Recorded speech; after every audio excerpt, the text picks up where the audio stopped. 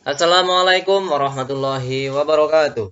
Bismillahirrahmanirrahim. Allahumma sholli ala Muhammad wa ala ali Muhammad. Terima kasih kepada teman-temanku semuanya yang bersedia mampir di UB Channel. Oke teman-teman, kali ini kita akan membahas tentang SKB tenaga pendidik, yaitu guru. Dan apapun gurunya teman-teman, itu ada namanya soal pedagogik dan kawan-kawan. Sehingga di sini kalian perlu banget untuk mendengarkan, menyimak ini. Sebelum menyimak, jangan lupa untuk membangun channel ini, silahkan klik tombol subscribe dan di-share ke teman-teman yang lain agar semakin maju. Teman-teman, sebelumnya saya membuat sukses SKB.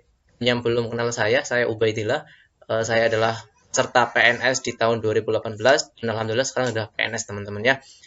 Yang pertama, yaitu teman-teman libatin Allah. Ya, ini libatin Allah. Jadi kita dalam berjuang PNS juga kita perlu melibatkan Allah agar Allah senantiasa menjaga kita, dan yang paling penting adalah menolong kita di setiap step-step yang akan kita lewati. Terus yang kedua adalah siapkan alat tulis teman-teman ya, agar nanti bisa mencatat informasi atau ilmu-ilmu baru yang didapatkan. Terus selanjutnya adalah sebelum dijawab, artinya nanti saya akan menampilkan soal beserta jawaban dan insya Allah penjelasan yang ringkas ya. Terus selanjutnya correct me if I'm wrong. Jika saya salah silahkan dikoreksi di kolom komentar. Teman-teman, langsung kita soal yang pertama.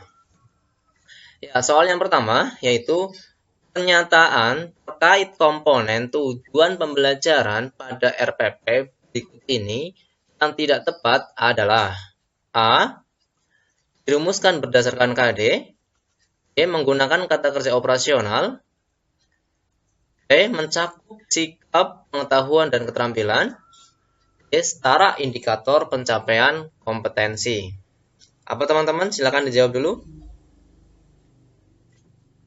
Oke, nah jadi yang namanya tujuan pembelajaran itu dirumuskan berdasarkan KD. Ya, dalam merumuskan tujuan itu digunakan kata kerja operasional. Ya, kata kerja operasional ini benar. Ini ingat ya, tidak tepat berarti yang salah. Ya, yang pertama adalah dirumuskan berdasarkan KD ini benar. Terus juga menggunakan kata kerja operasional. Betul sekali ya. Terus selanjutnya juga mengukur skala sikap. Nah, dalam perumusan ini tujuan belajar juga mengukur sikap, pengetahuan, dan keterampilan. Ini benar ya. Ini benar.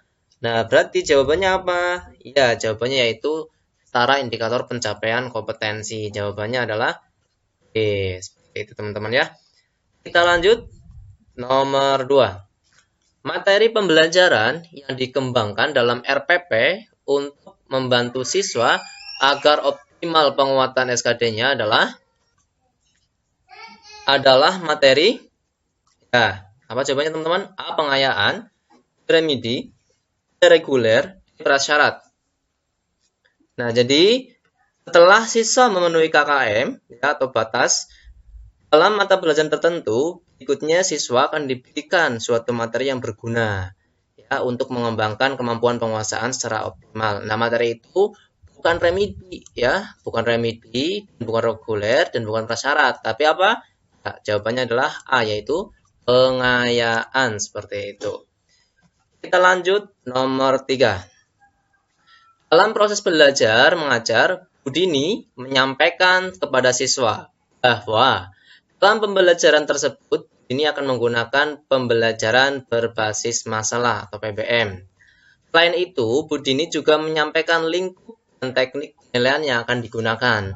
Rancangan kegiatan pembelajaran di RPP-nya berada tahap apa? A. Pendahuluan, B. Inti, C. Penutup, D. Pengayaan. Apa teman-teman? Nah ya, jadi yang namanya rancangan dari RPP itu isinya meliputi kegiatan pembukaan. Pembukaan itu nanti meliputi orientasi, persepsi, dan bisa juga menyampaikan tujuan pembelajaran dan motivasi. Juga bisa menginformasikan cangkupan materi, ya, dan kegiatan atau cara belajar yang akan dilakukan. Dalam hal ini itu dalam tahapan pendahuluan. Teman-teman ya, yaitu tahapan pendahuluan karena ini adalah menyampaikan ruang lingkupnya. Sehingga jawabannya adalah A. bukan inti, bukan penutup, bukan pengayaan. Jadi jawabannya A. Oh, selanjutnya nomor 29. Ya.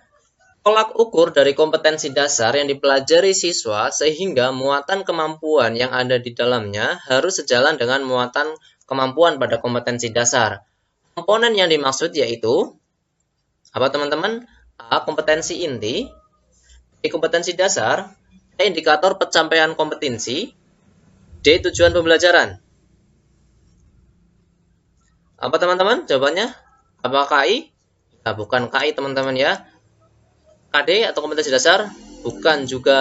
Ya, jadi yang namanya indikator pencapaian kompetensi atau IPK merupakan tolak ukur ya dari kompetensi dasar yang dipelajari. Sehingga muatan kemampuan yang ada di dalamnya harus sejalan dengan muatan kompetensi dasar.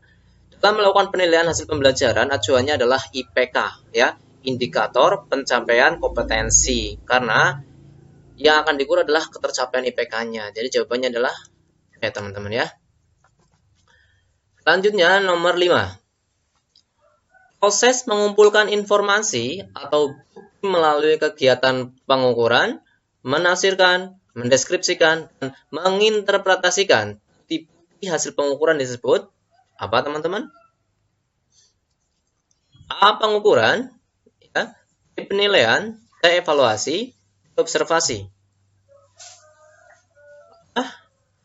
Ya, ini disebut dengan bagaimana kita ketahui yang namanya penilaian ya. Penilaian itu saya jelaskan dari pertama ya, sorry ya.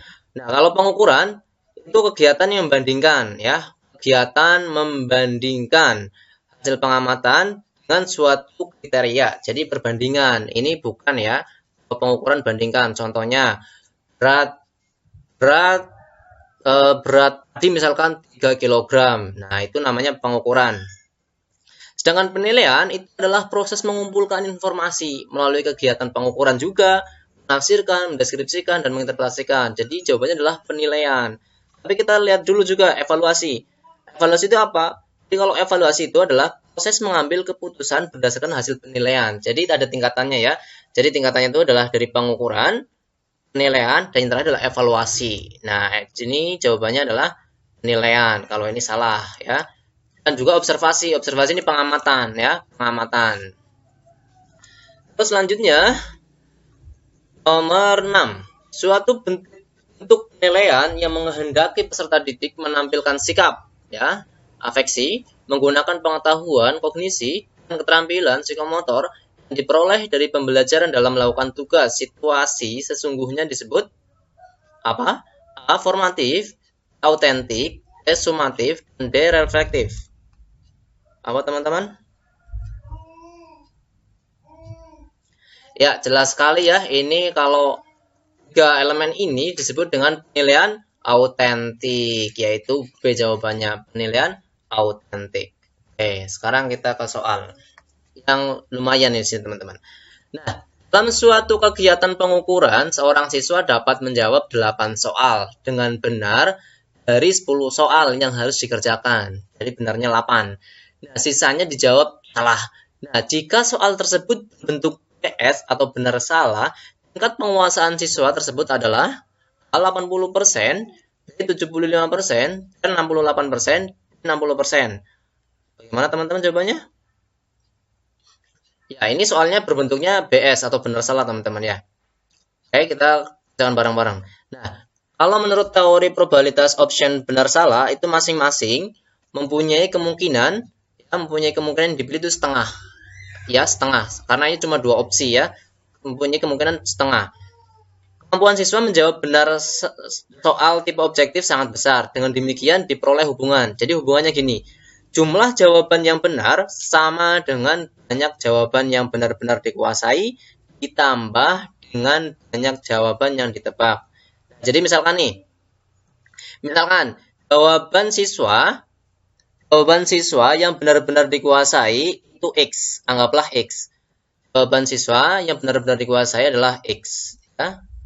Jawaban siswa yang benar-benar dikuasai adalah X.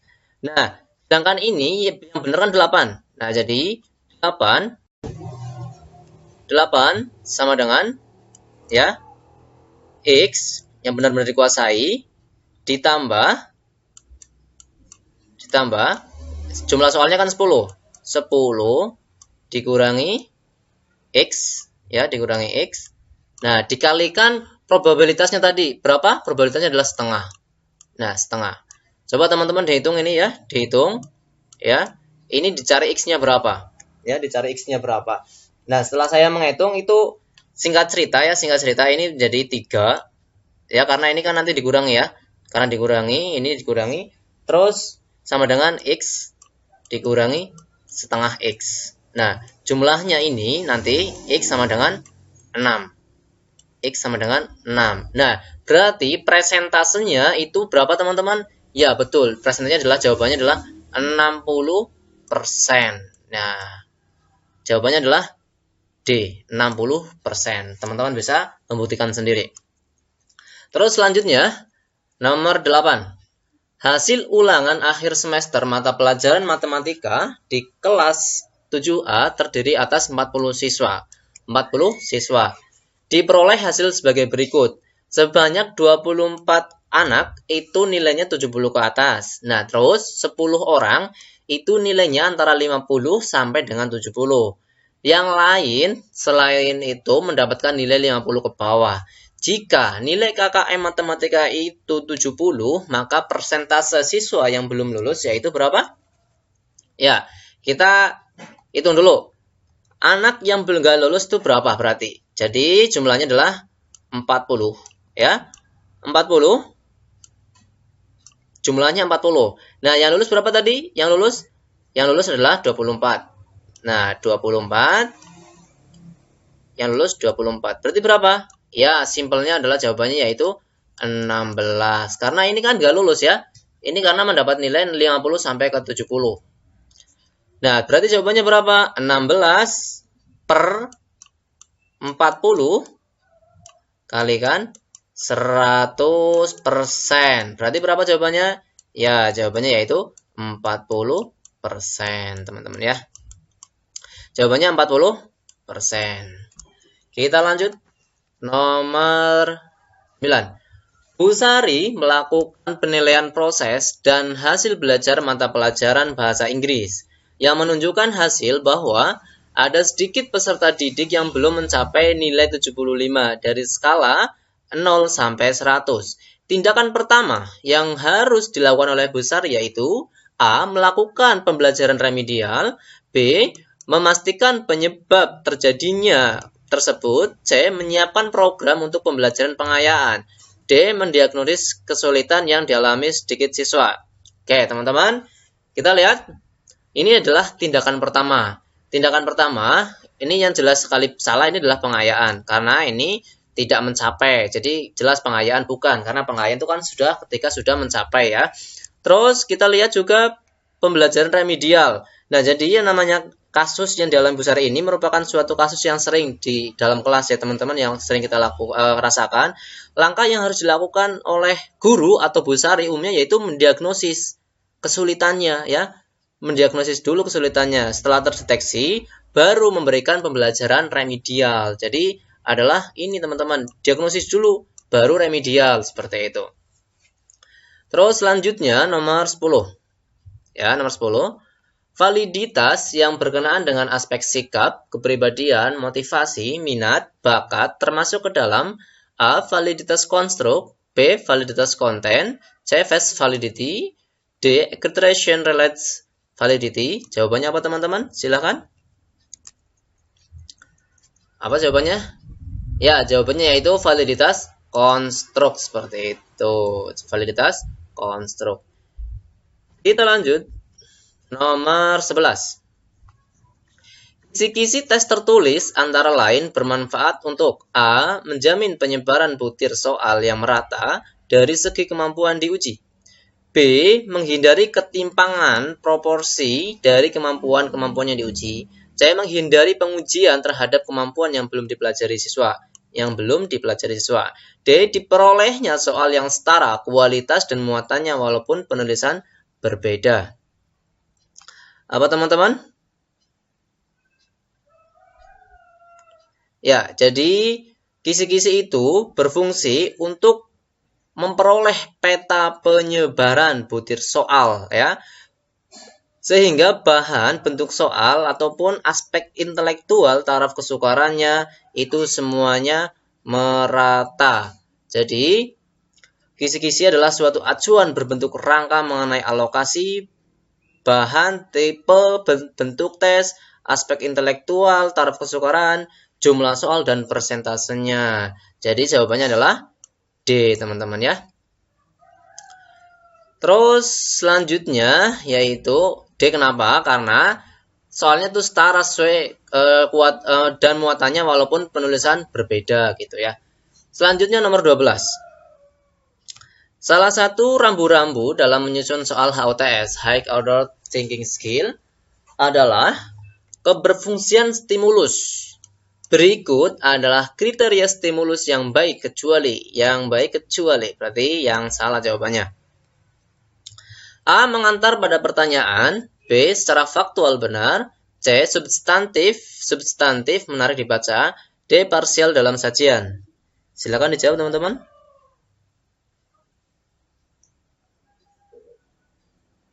Ya, oke. Jadi kalau dalam penyusunan soal HOTS itu yang pertama adalah substantif dan menarik untuk dibaca. Ini benar ya. Substantif, menarik dibaca. Terus yang kedua, ditulis dan dirancang dengan baik. Ya, terus yang ketiga cukup menantang, yang keempat tidak terlalu mudah dan tidak terlalu sulit, ya. Terus yang keempat yaitu secara faktual ini benar.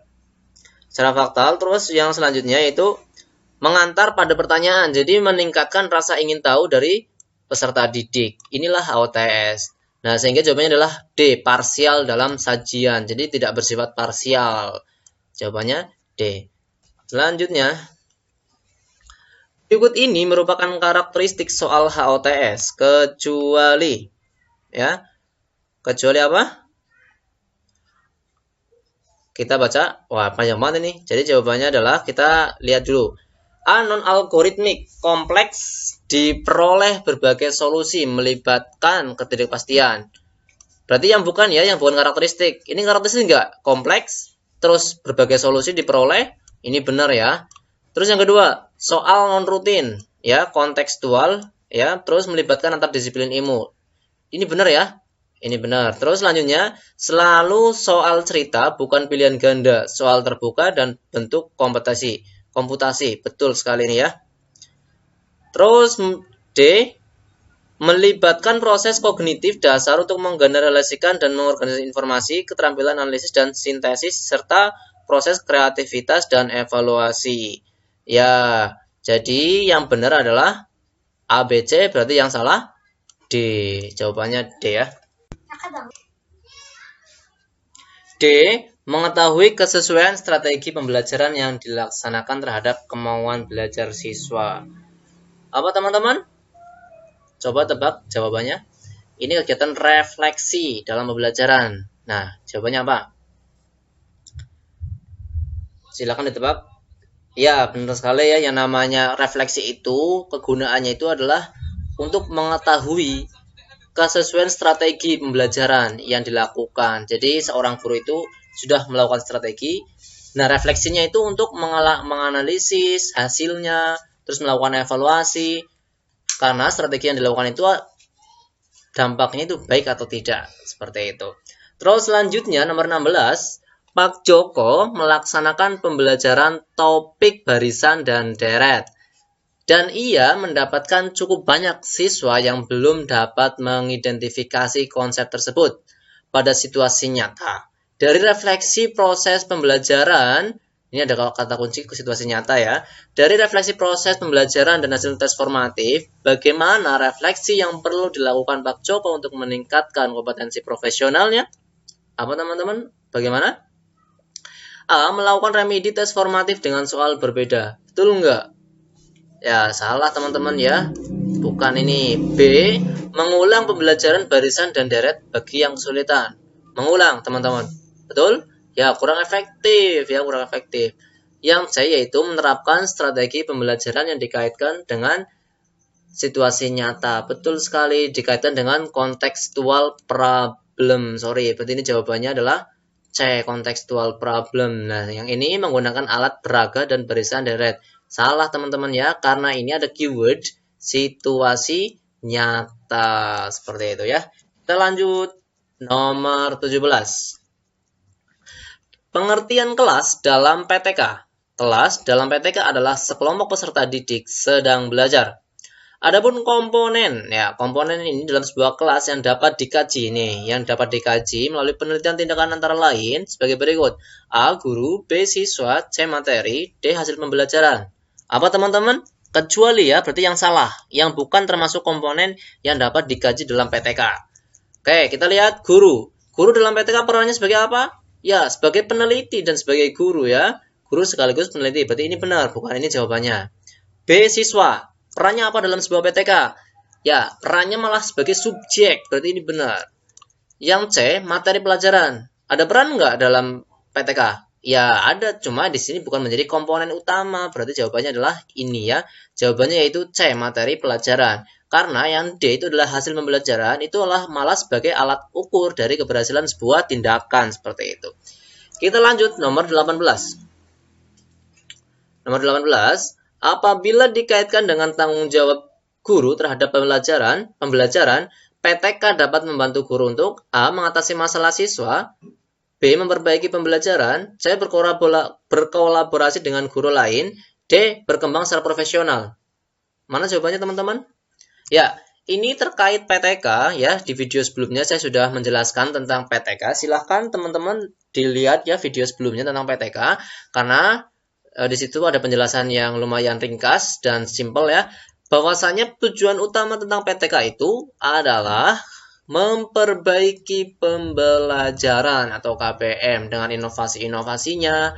Dan ini masalah siswa bukan ini ya, masalah siswa itu banyak kompleks sekali. Kalau dalam PTK itu terkait dengan pembelajaran, sehingga jawabannya adalah B.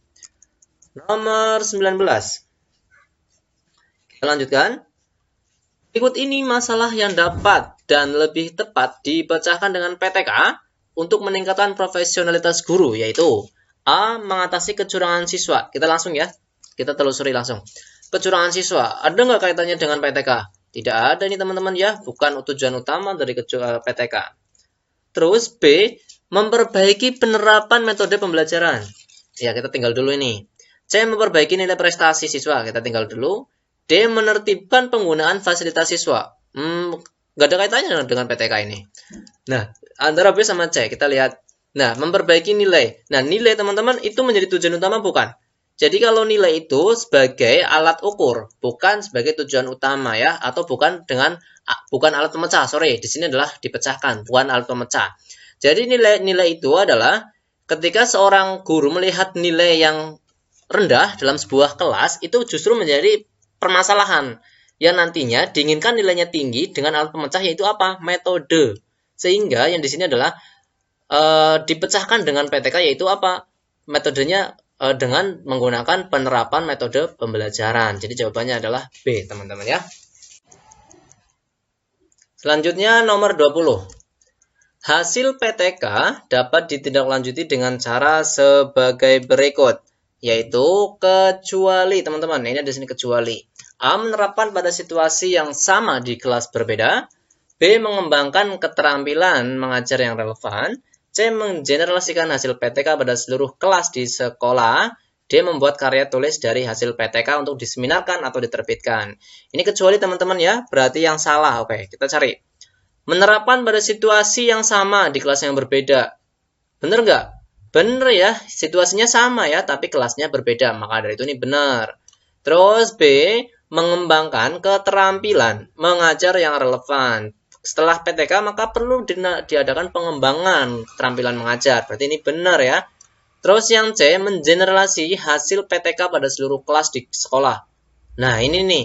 Jadi semua kelas itu dipersamakan gitu. Apakah betul? Salah teman-teman ya. Hasil PTK itu nggak bisa digeneralisasikan. Apalagi ini kalau ini kan situasinya sama. Ini kalau ini seluruh kelas situasinya berbeda gitu ya.